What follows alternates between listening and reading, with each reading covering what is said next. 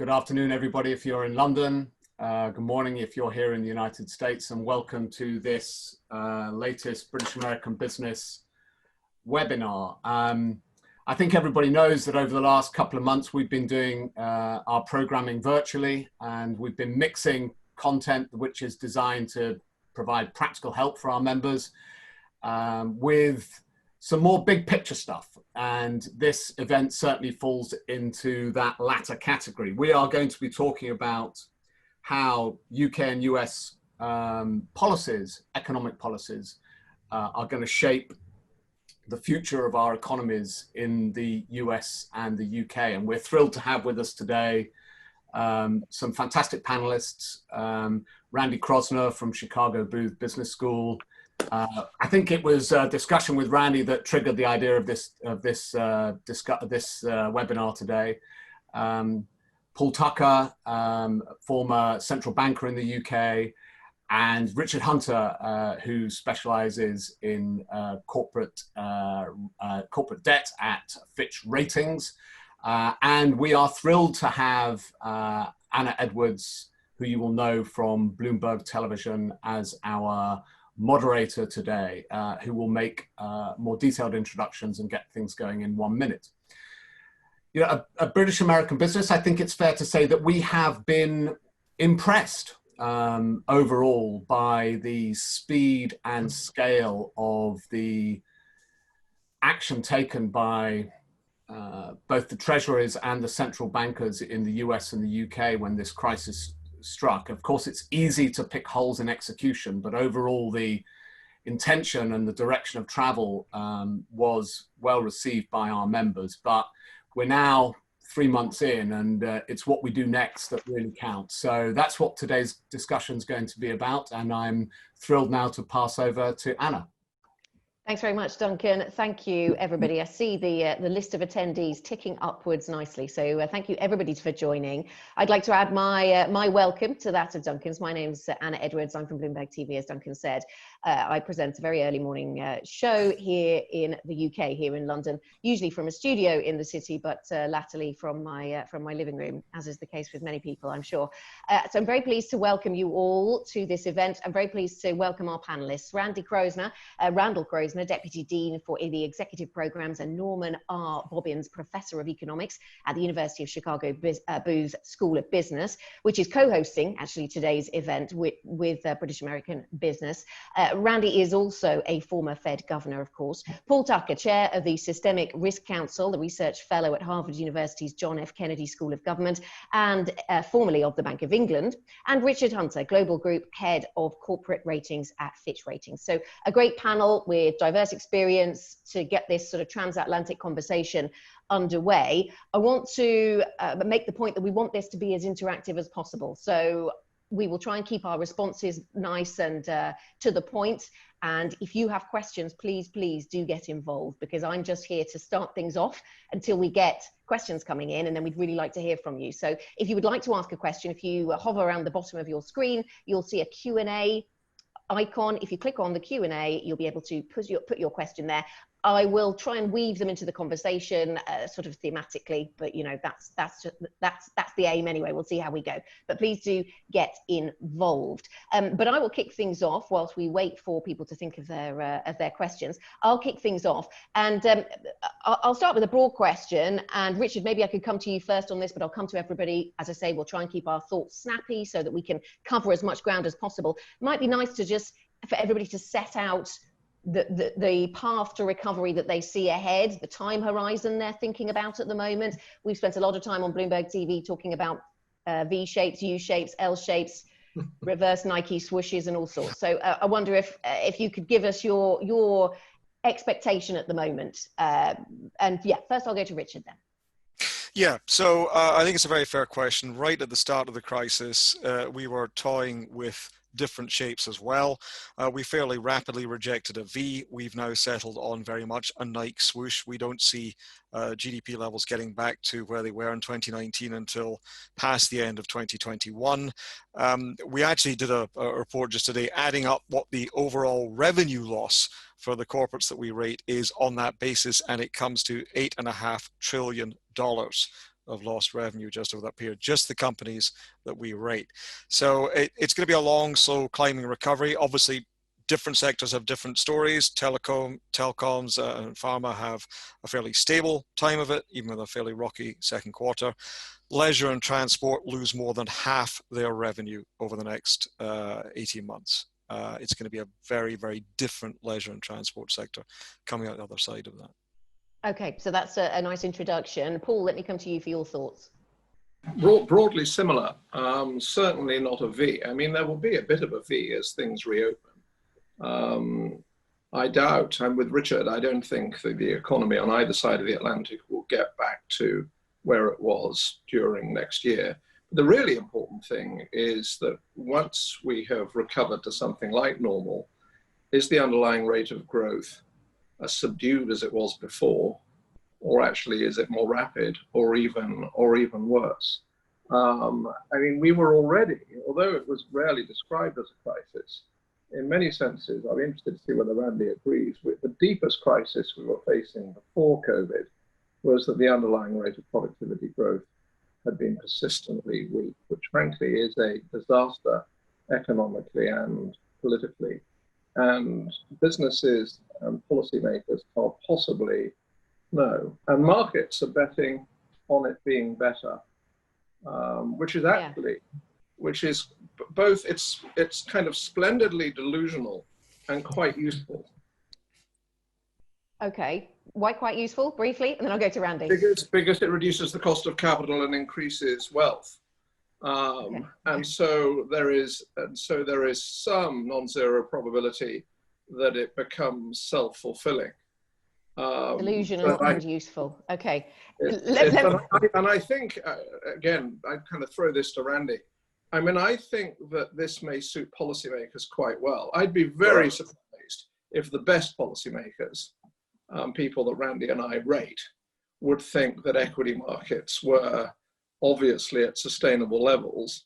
But I can imagine them thinking, well, I don't think that's a bubble I want to prick in the conditions that we're in at the moment.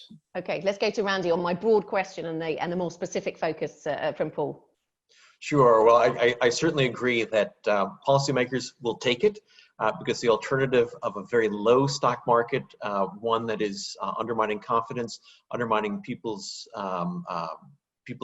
willingness to consume. Not that people are consuming now, but if you see asset prices collapsing, both stock market as well as housing prices, people are going to be even more reluctant to consume, independent of the pandemic, independent of the challenges for demand going forward. Very much agree with, we had the V down because we shut the lights off, but you can't just turn the lights back on. That's not how the economy works. Also, I think that these shocks are very fundamental. I was working in the White House from 2001 to 2003 as a member of the President's Council of Economic Advisors. We had the tragedy of 9/11.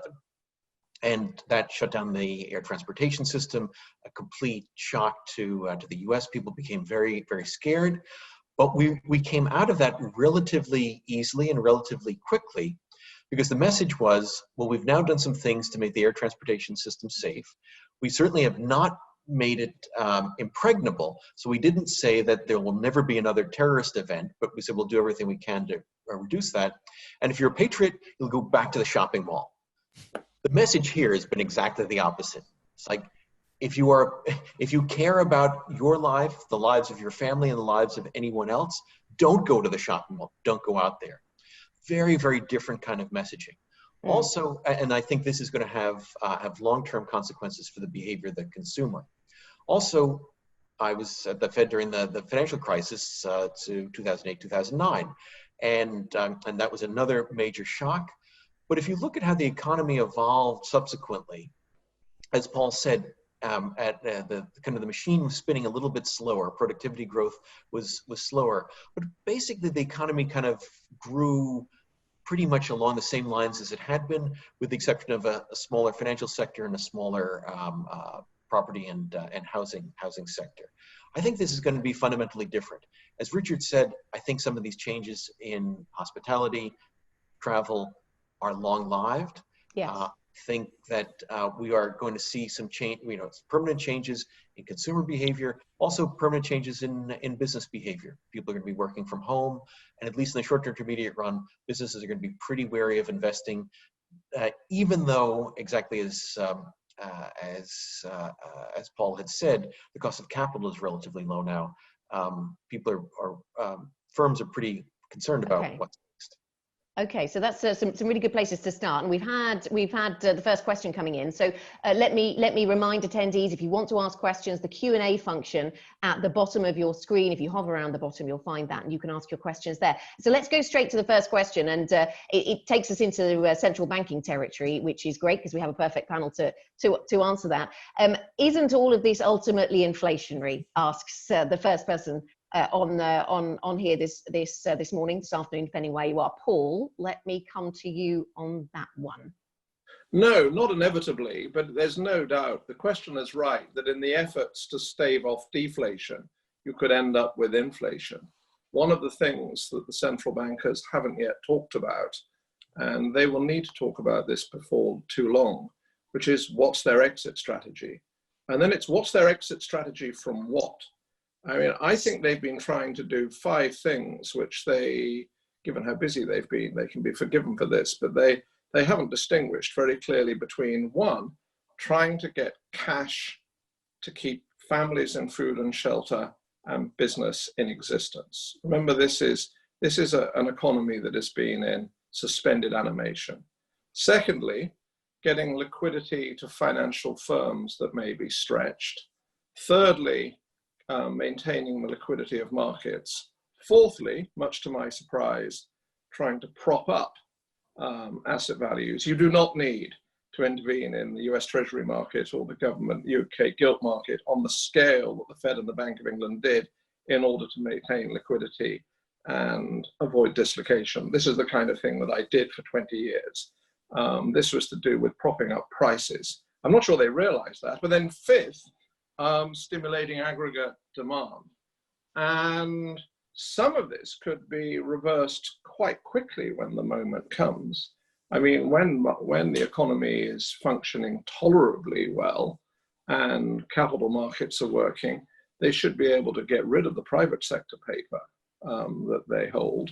In other words, they can separate exiting from the private credit markets from exiting from monetary stimulus. And from monetary stimulus, they will have to get back to talking about the outlook for inflation. And let me just conclude with one of the things that I think shouldn't worry us yet, but should worry us if this is still true in, say, a quarter, is neither Jay Powell nor, well, Christine has a harder job, frankly, nor Christine Lagarde, nor the governor of the Bank of England have talked really about what it is they're trying to achieve and when they will have achieved it in their eyes and be able to reverse course, exit. And your questioner should be more bothered the longer that silence continues. Okay, so interesting to think about the exit strategy, but not necessarily inflationary then. Randy, your thoughts? And so, these kind of things came up a decade ago. I remember when I came back to University of Chicago after having been at the Fed, and the Fed's balance sheet at that time was seen as exploding from $800 billion to $2 to $3 trillion. Now, of course, it's at $7 trillion, and then it went to 4 before coming down before the most recent crisis. Randy, we thought you were a hard money man. What happened? It's going to be this explosive inflation. And I said, I really don't think so. I mean, I can't be certain, but we've now had a decade, and I feel that I can claim victory. We had low inflation rather than high inflation, because the consequence of the financial crisis was that that financial firms, as well as so many others, wanted to hold dramatically more liquidity than they had before. And so what the Fed and other central banks did is provided an enormous amount of reserves into the system, but those reserves weren't then lent out, leading to a lot of expansion of the money supply. Not that the money supply collapsed, but that's exactly what we're trying to prevent. We're trying to prevent deflation. And this gets back to Paul's issues now about, well, I think with the Fed, it was kind of clear what central banks had to do. It was in their traditional bailiwick: financial crisis, liquidity, fiscal authorities had to put in capital, and you could deal with that, and you could see what the consequences would be. Here, it's a little bit more difficult to see what the how things will play out, and so if there is a restoration of confidence, if there is a I think they've been successful, at least so far, in staving off a potential financial crisis. They are doing that. Then where is this all going to lead? Could it lead to inflation? At least in the short to intermediate run, I don't see that as being a problem. In the longer run, it gets back to the exit and the consequences. And I think what's interesting is that it's a very different political environment, and central banks certainly were working very closely with fiscal authorities back in the financial crisis, but it's different now. Like in the US, the Congress is directing the Treasury to use money to capitalize a Fed facility to lend to municipalities, to lend to small and medium-sized business. That's very different than just when the Fed did what it was doing back when I was there. And so I think the exit may be much more complicated. Okay, we'll return to plenty of central banking things. We're getting some more questions around that. But Richard, we also get a question. You can add briefly thoughts on whether this is inflationary, if you like. But we're also getting a question about whether we should be worried about rising debt levels. And I think I'll make that a general question. So you can weigh in on those things, Richard.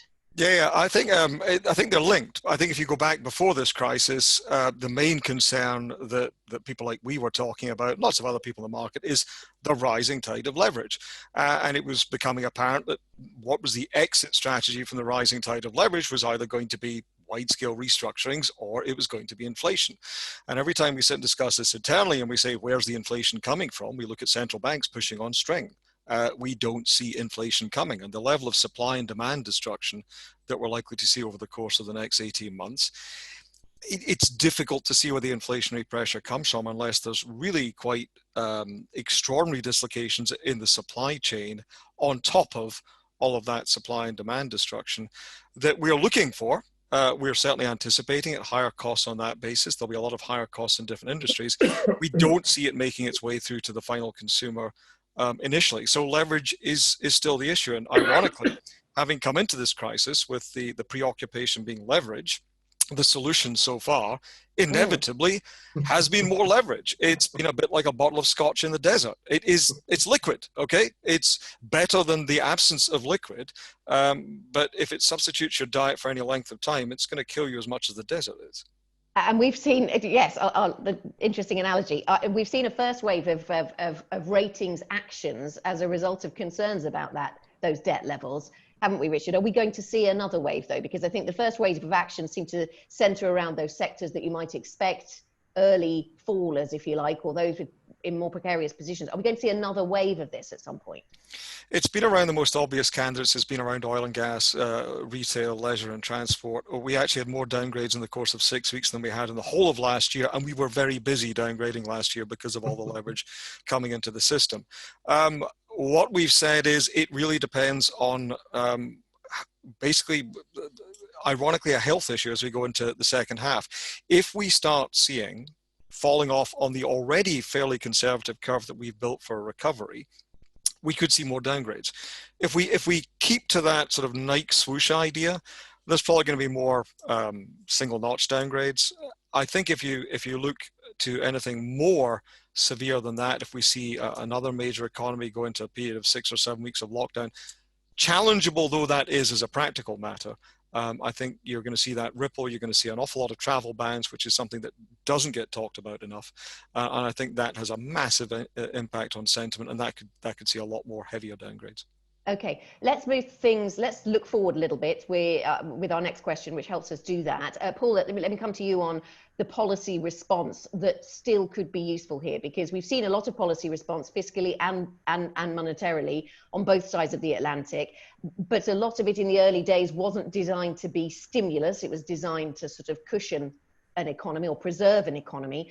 Which specific policies, this is from one of our attendees, which specific policies would you highlight and that have the potential to support a return to healthy growth in the UK and the US? So you can take it either way, Paul, and I'll come to the other panelists on this as well. Oh, in the US, balanced budget or deficit funded infrastructure expenditure I mean, as you travel east from the US, when we could do that, the national infrastructure just improves as you go across the continents.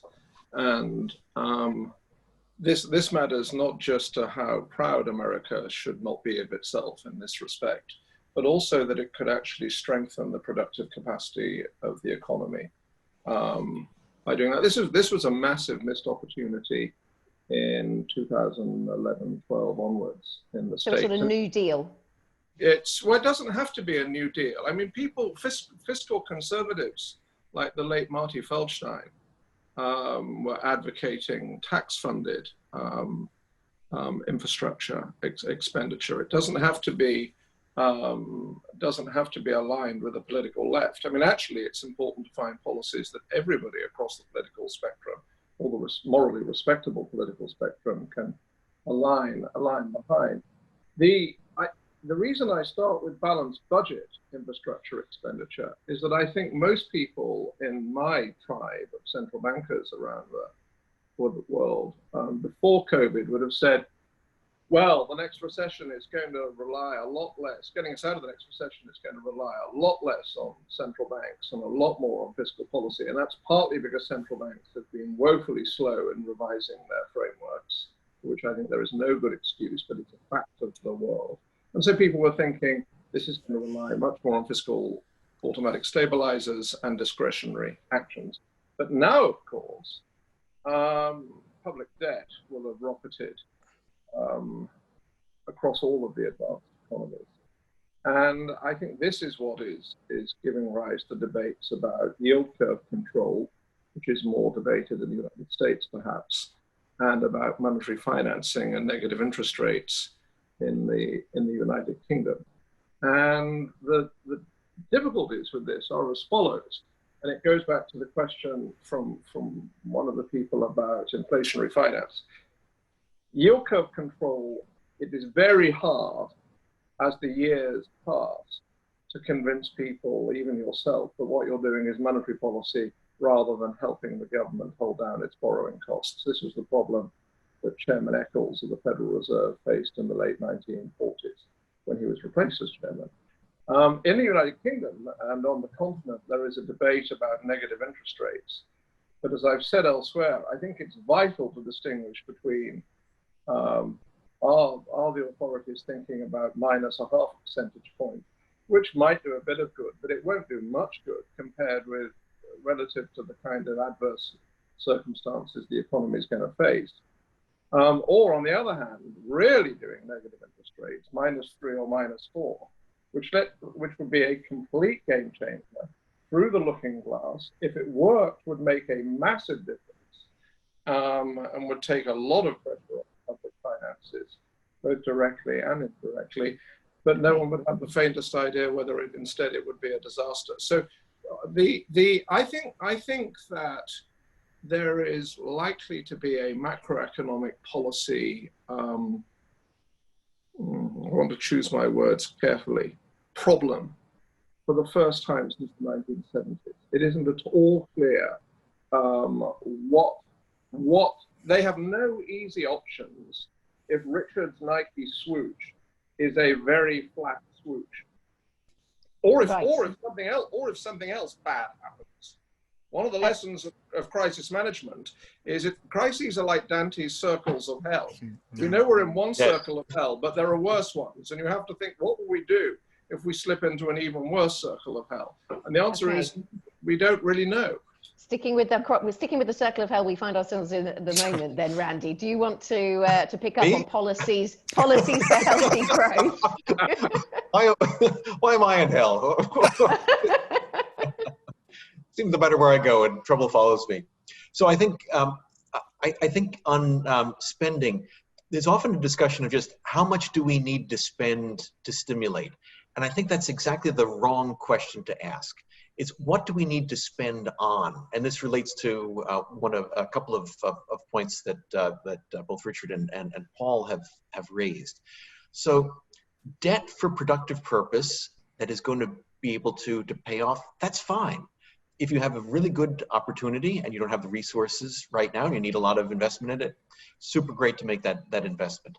But just spending for spending's sake doesn't make sense. Now, in the immediate shock of the pandemic and the lockdowns, making enormous expenditures to try to prevent families from going into economic chaos and economic turmoil, totally sensible. When we think of the next steps, we do want to think about things like infrastructure.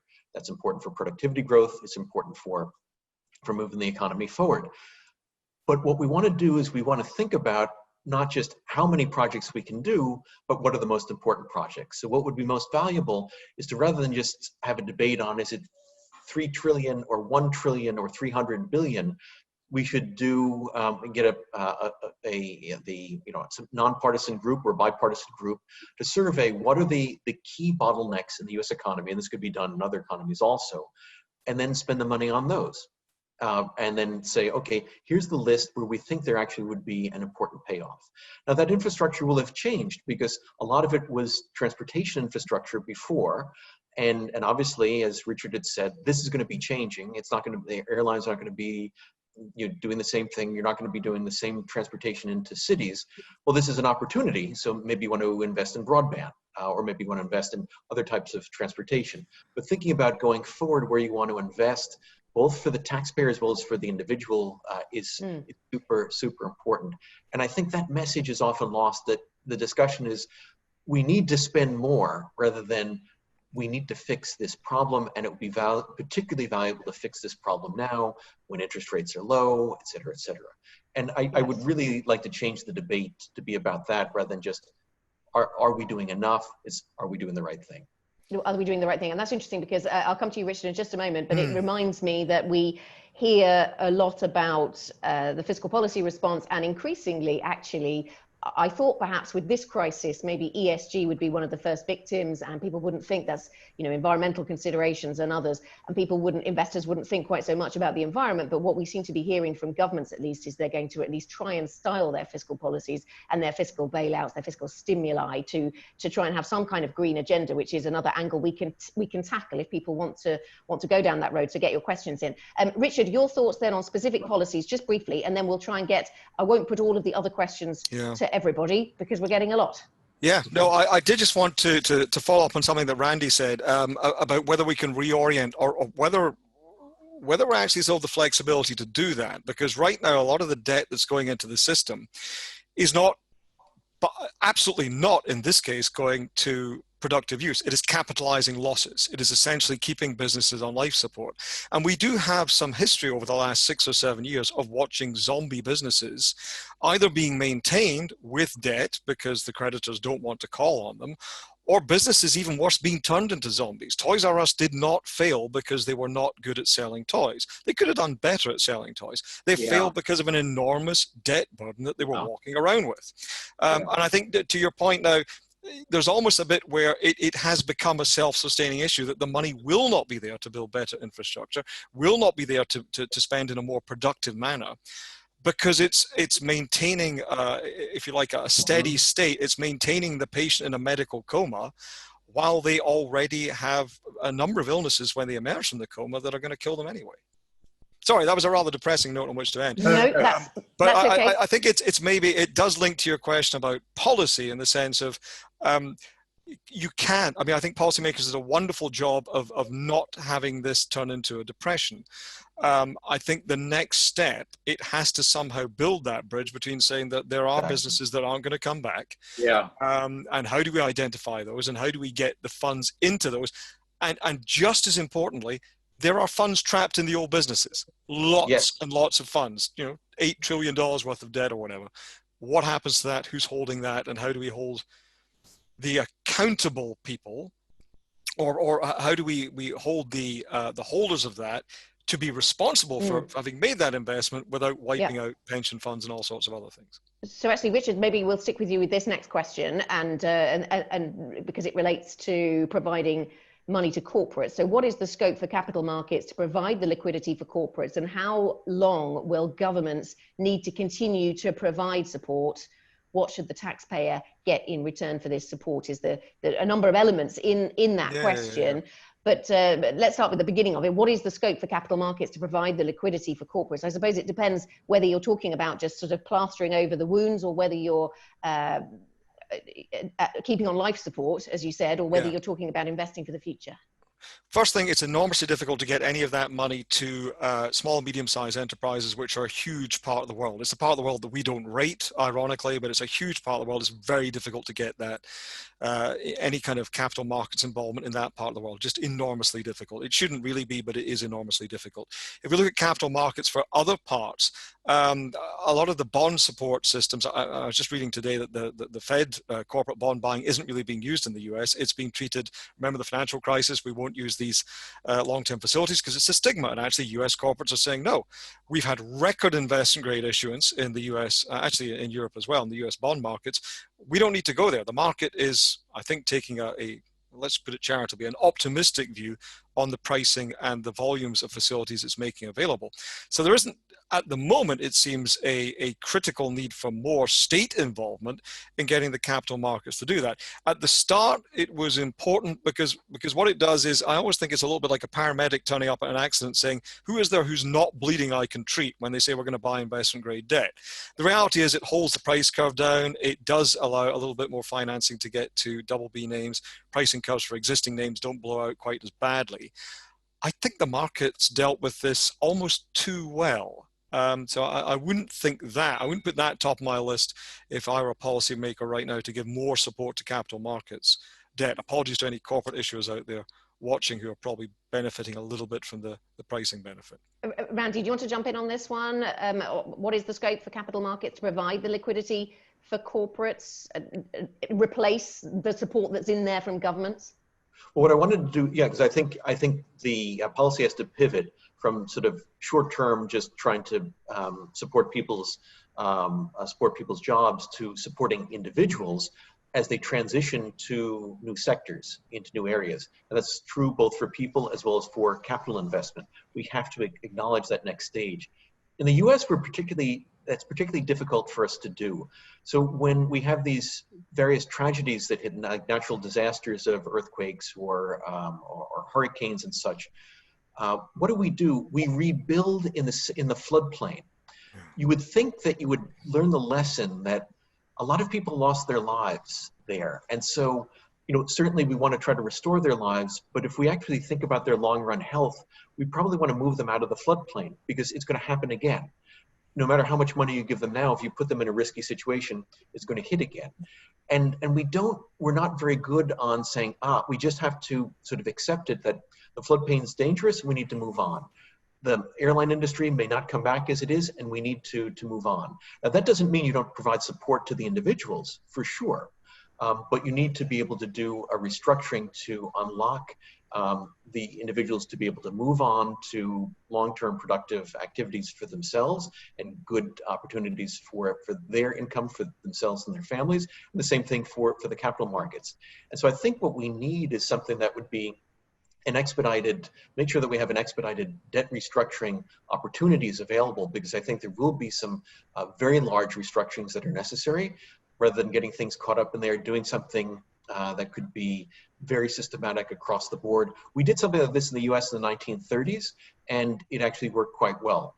Argentina tried something like this in 2001, 2002. It was a total disaster. So it's not easy to get it right, but if you can get it right, it can be really helpful to allow the resources to readjust and allow people as well as capital to move on.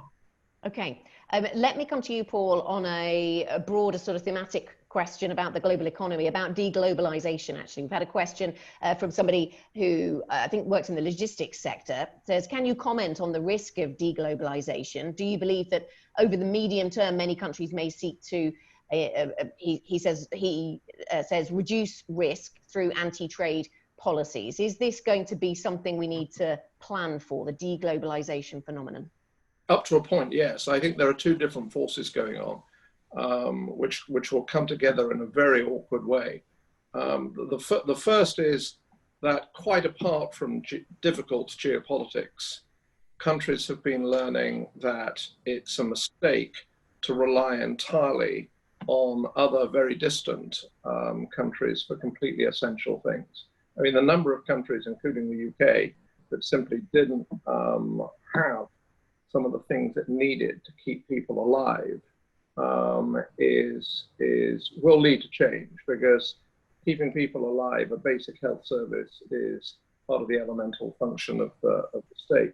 In the US, I think it's said by people who I trust that even if the US leads in discovering a vaccine, as things stand, the US doesn't actually have the capacity to manufacture the vaccine itself. I think a lot of these things will change, and I think more broadly there will be less just-in-time production design and a bit more just in case. I mean, that doesn't mean that everybody will be functioning with loads of slack, but there will be a bit more slack where it's really needed. And for those business people that say, oh, this is horribly inefficient, it's the opposite, in fact. It is completely inefficient for an economy not to be able to cope with a foreseeable shock. I mean, if an economy has no insurance embedded in its economic structure against a foreseeable shock, that is deeply inefficient. And Randy's from Chicago, so he's one of the high priests of that view of efficiency. The other. Remember, I'm in hell. The other thing, of course, is very difficult geopolitics. I mean, the most difficult geopolitics that we have ever seen. For me, for a long time, the important thing that happened in 1989 was not in Berlin. It wasn't inevitable that we would face these tensions, but we are going to face very great and complicated tensions for a very long time. And this comes back, and that will affect the functioning of economies, and it will affect how production is organized across the planet. While I'm speaking, can I say something about debt and corporate finance? Because I just want to say very quickly, in case you want to come back to this. So now for twice in a decade, the private equity industry and levered firms have been bailed out by the state. And the reason I tack that onto geopolitics is that part of the thing is, do we prefer a state-sponsored capitalism, which is the model of the party in China, their choice, or do we prefer our model of capitalism? We better be clear with ourselves that our model of capitalism is not in reality how we portray it. A world in which the taxpayer stands behind the investments of private equity firms twice in a decade, and where private equity-owned businesses have gone in to a crisis which they couldn't possibly foresee themselves, with systematically over-indebted investment portfolios, is really quite something. And one day we may find that this actually is part of the explanation for our abysmal productivity performance. A world where financial engineering is rewarded over real improvements in technical progress. What's the answer there, Paul? Is it to not bail them out, or to not allow them to financially No, engineer? you're right. You have to do these bailouts to protect regular citizens and regular real economy businesses.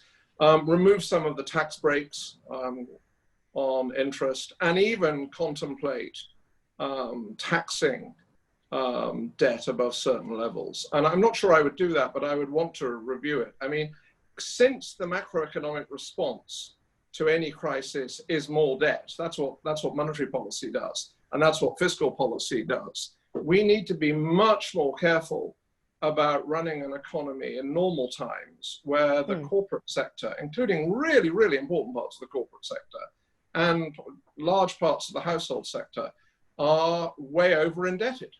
Okay. And people like us have been preaching this to emerging markets for 20 years. And there's a kind of latent, almost racism in that, because we don't turn the same prescription on ourselves. And it's obvious we need the prescription to me.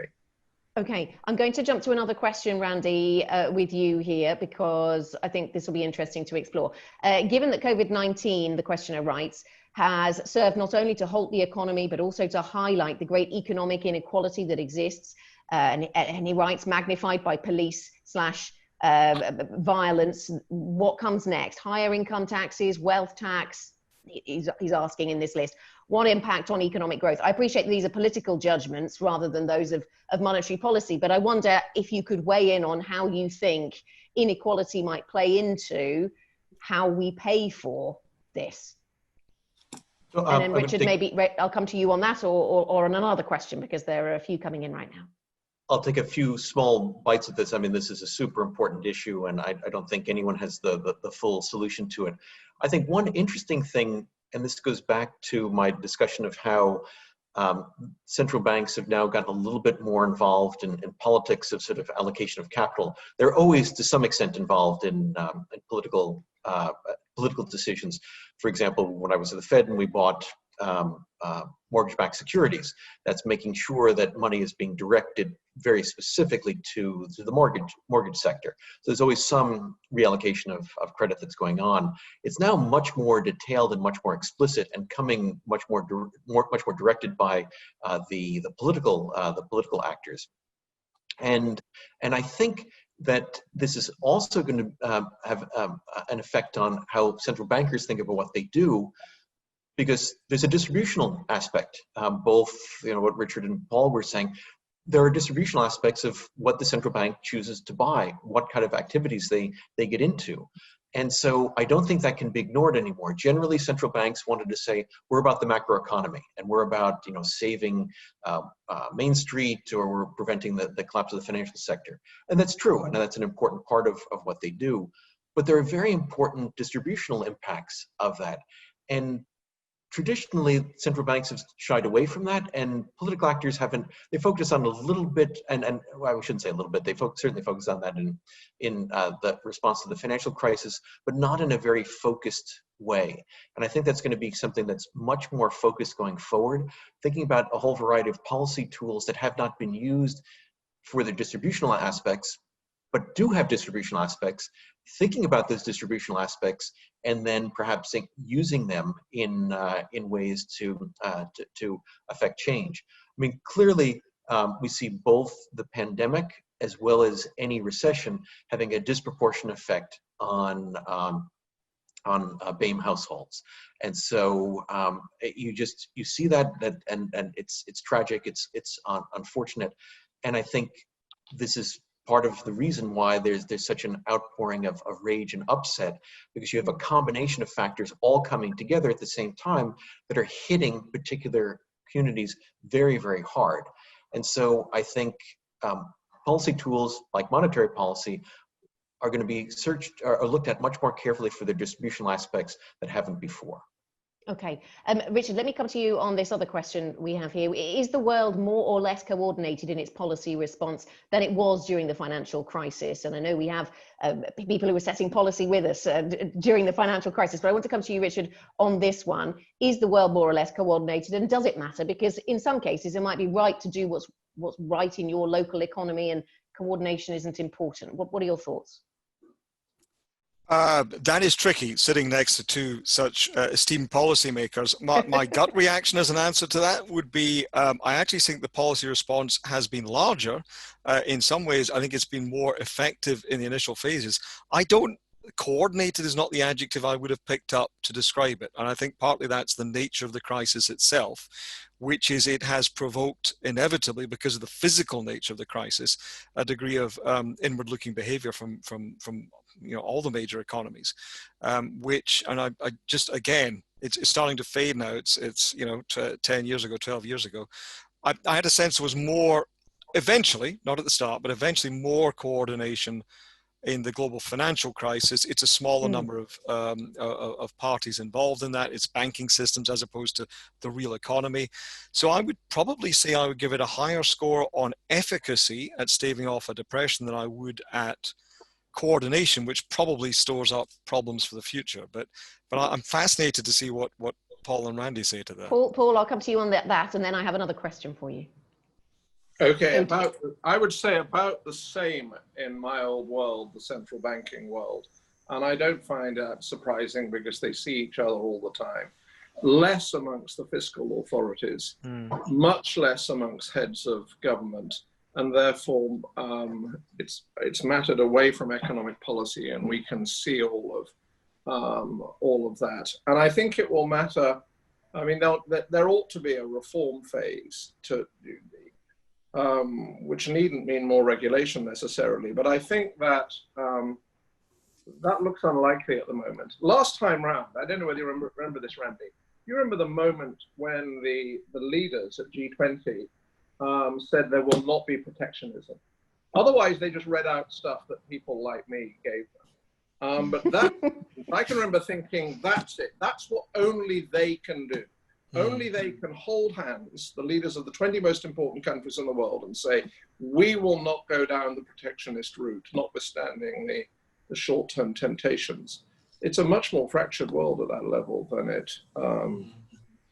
it was. And we don't have the same commitment today, Randy. No. I think it's much more difficult. I think both because well, actually, what's interesting is President Bush convened the G20 in the fall of 2008 during the World Bank IMF meetings. People happened to be there, and obviously we're in the heat of the crisis. We get people together to try to coordinate. The Trump administration is now saying, well, the G20 is not the right group, which is probably true. The G20 is a somewhat arbitrary collection of countries. It's not necessarily the largest countries or the most powerful countries or the biggest trading countries. And so I do think there needs to be some rethinking of some of these international organizations. And I think that's where part of the tension is. The organizations were largely set up in the post-Bretton Woods world 75 years ago. Some of them are robust, some of them are not, and I do think there needs to be some reforms. The challenge is it's really hard to reform them in the middle of a crisis. You want to do the reforms before the crisis comes. But Paul, let me come to you because I think this is picking up on something you said earlier. One of our attendees asking, talking about preaching to emerging market countries. Developed market countries have also always preached to not monetize debt. Isn't this what QE is doing, precisely monetizing debt? And yet central bankers in general insist in not calling it monetization. And the questioner asks why. Oh, wow. This is a great question. That's actually a very hard one because something that wasn't monetary financing can look like monetary financing. So if I buy bonds, and I am doing it, and my God knows that I am truly doing it to stimulate aggregate demand, bring it back into line with aggregate supply, and achieve my inflation target, and that I will sell the bonds down the road, then that's not monetary financing. But if it goes on for years and years, people can be forgiven for thinking that it was. Now that makes the communications from the Fed, the Bank of England, the ECB incredibly important. And I don't think they've had a good 6 or 7 weeks on that, perhaps particularly in the States and the UK. And I think there just has to be zealous watching by people in the markets and by journalists of this. And if I may say so, I've said this before, I mean, I've written a book about this. I don't think people are terribly sophisticated and subtle about the way they watch central banking and the politics of central banking.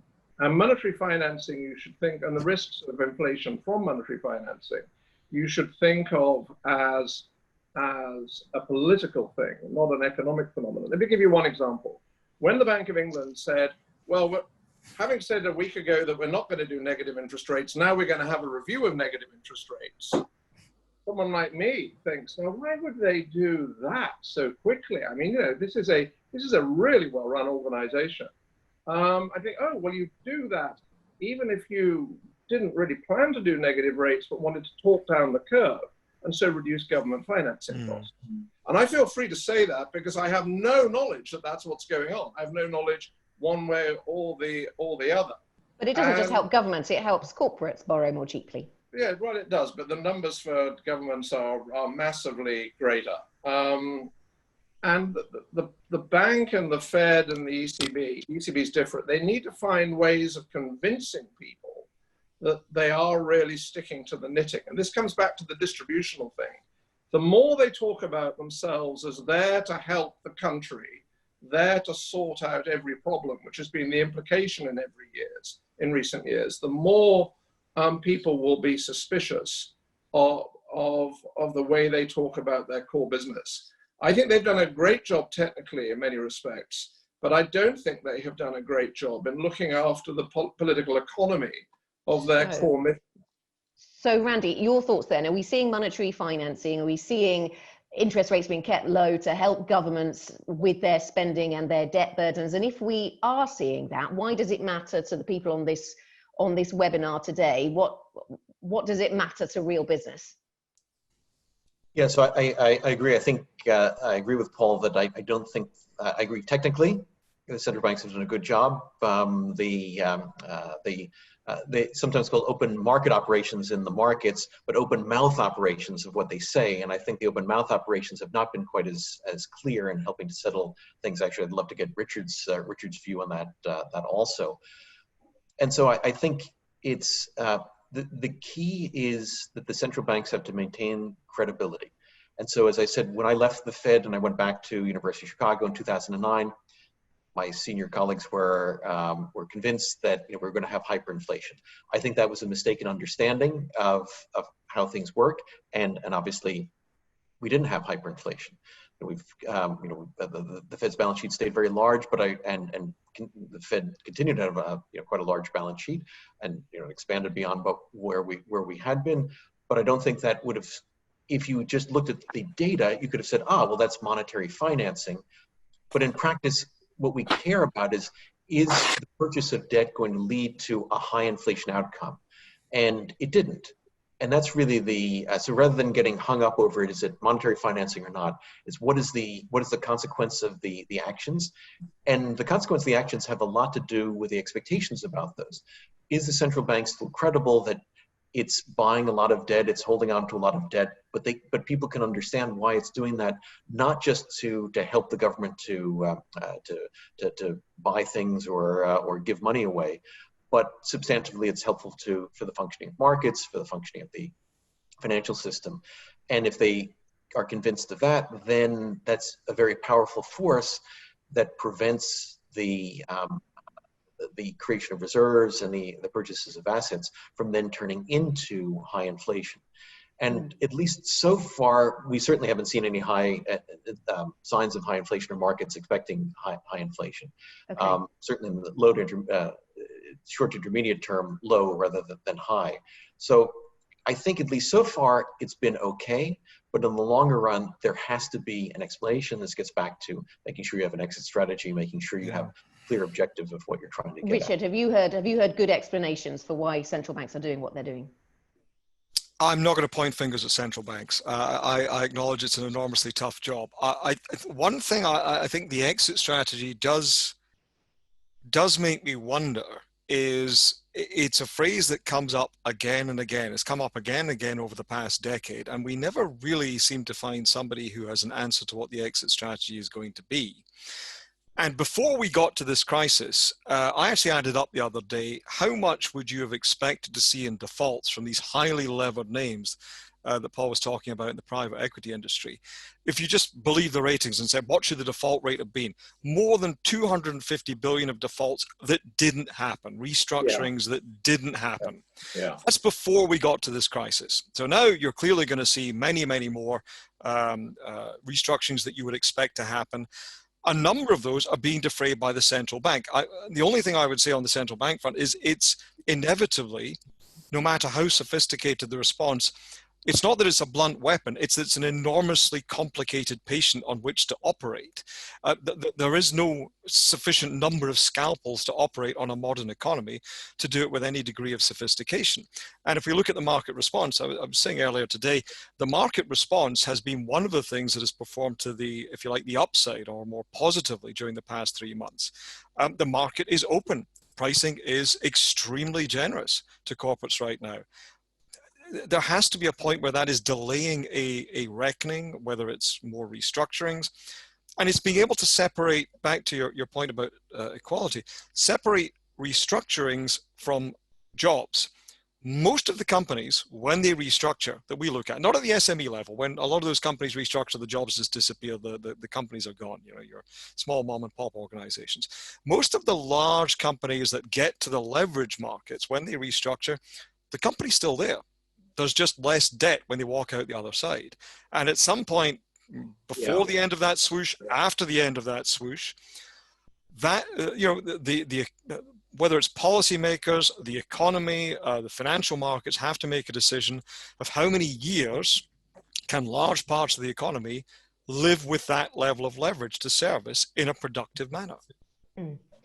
Let me jump in with one other question. I think we have time for at least one more. And Richard, this I'll come to you as well on this one. Somebody asking about the green agenda here. In light of calls to use this economic slowdown as an opportunity to spur investment in green initiatives, which industries or subsectors do you think would have the most impact in such a program? Do you see a greener element to this bailout, well, this series of fiscal and monetary policies, maybe not the monetary ones, but the fiscal ones? Do you see a greener element to this? Are there parts of the universe that you look at that you see that will win because they are greener? My initial reaction to that, I'm going to be completely honest, is to say no. I think we had reached a position where ESG had moved to the forefront of people's minds as something we should be doing. I don't think anybody's agenda right now when they come into their virtual office in their spare room is things we should be doing. It's things we have to do and things we absolutely can't avoid doing. And I rather fear that and it's very difficult to see how you would steer it more effectively centrally.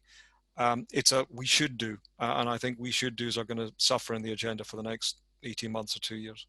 Okay. Anybody else? Any thoughts on the fiscal side of things? I suppose we've seen certainly the European program attempts to point to a number of areas where it's rewarding greener businesses or putting criteria in place, but maybe that's just window dressing. I think that's a legitimate. I think that's a legitimate choice for elected governments. I mean, the point I want to make is I don't think central banks should lead on this. I think it's perfectly reasonable for central bankers to say, we'd like some guidance from government on this. And the reason I don't think they should lead is say that they set their regulatory requirements or their haircuts on their market operations in a way that lean towards green, away from brown in a particular way. What happens then when people say, well, that's not enough? Who's to decide what's enough? You know, I held unelected power for a very long time. That's not the kind of decision. That's the kind of decision where you need to have to go and get yourself elected to make. And so I think they should be. Quite vocal, perhaps, in saying they want guidance from governments on this. But I don't think they themselves should take the lead. Let me make one more comment on this. Some central bankers argued to me a while ago in a seminar in London, actually, we should lead on this. And I said, well, actually, you know, you could also tweak your policies, both regulatory and market policies, in ways that tilt capital away from arms manufacturers and arms traders. Should you do that? And I could think of a whole long list of things which I personally care about, and more importantly, I think large numbers of people in the country do. But I think you have to be elected to do those things. And the reason this matters is the more the central bankers take the lead in talking about it, the less elected ministers will actually do. Yeah, some things are left to should be left to the elected.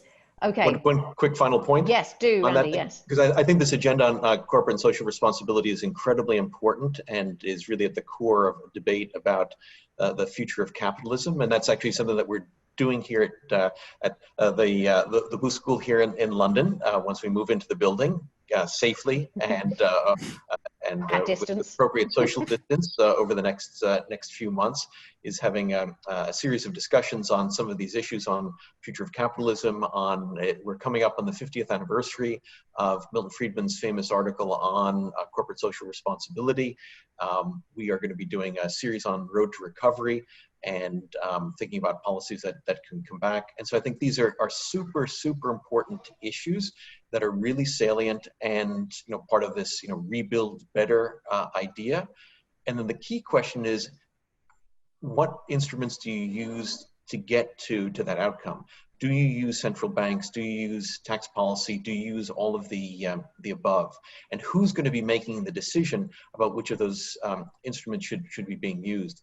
As I said before, I think, at least in the US, the Fed has now crossed the line that we didn't cross when I was there, because the Congress is now effectively directing the Treasury to direct the Fed to do certain types of policies. And I think that's an interesting unintended consequence of some of the reforms that made people very concerned that the Fed would not be able to act quickly and boldly in a crisis. It certainly acted quickly and boldly, but I think it's now much more closely tied into the political side of things. And that's where I think a lot of the corporate and social responsibility issues will come up, both on the corporate side as well as on the government side. Who should be doing what?